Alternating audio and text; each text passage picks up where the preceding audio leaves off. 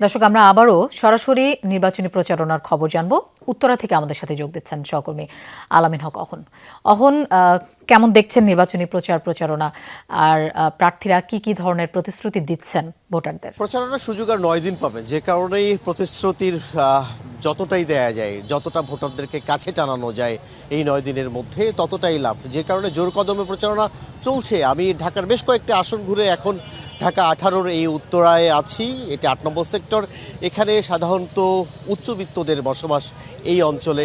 এখানে যে কারণেই সমস্যা যেগুলো আছে সেগুলো সমাধান সাধারণত রাস্তা প্রশস্ত করা যায় কিনা এমনের প্রতিশ্রুতি দিচ্ছিলেন। যদিও এখন দুপুর হওয়ার কারণেই প্রার্থীরা ঘরে ফিরেছেন, কেউ কেউ নামাজের বিরতি নিয়েছেন, কিন্তু সাধারণ মানুষ যারা আছেন চায়ের আড্ডায় তারা কথা বলছিলেন নানান সমস্যা, নানান প্রতিশ্রুতির কথা ভোট এলেই শোনেন, কিন্তু শেষ পর্যন্ত সেগুলো বাস্তবায়ন করেন বা কে, সেই প্রশ্ন তারা তুলেছেন এবং বলেছেন নাগরিক যে সমস্যা, বিশেষ করে এই অঞ্চলে ফুটপাত দখল করে দোকানপাট যে দেয়া হয় সেই বিষয়ে তারা কথা বলছেন। এবং উত্তরার মূল সড়কে যেমন ফুটপাতগুলো দখল হয়ে গেছে এবং অলিতে গলিতেও ফুটপাতগুলো দখল হয়ে গেছে, দোকানপাট বসেছে যত্রতত্র, নাগরিক যে সুবিধা সেটি নেই, হাঁটার জায়গা পর্যন্ত নেই, সেই ব্যবস্থা বা কারা করবেন। এবং আমরা দেখেছি দীর্ঘ 16-17 বছর কিংবা স্বাধীনতার পরে এখন পর্যন্ত এই ফুটপাতগুলো নিয়ে যে সমন্বিত ব্যবস্থাপনা সেটি হয়নি। সাধারণ নাগরিক কিংবা ভোটার যারা আছেন তারা সেই কথাই বলছিলেন, সুস্থভাবে বাঁচার জন্য বিশেষ করে রাজধানীতে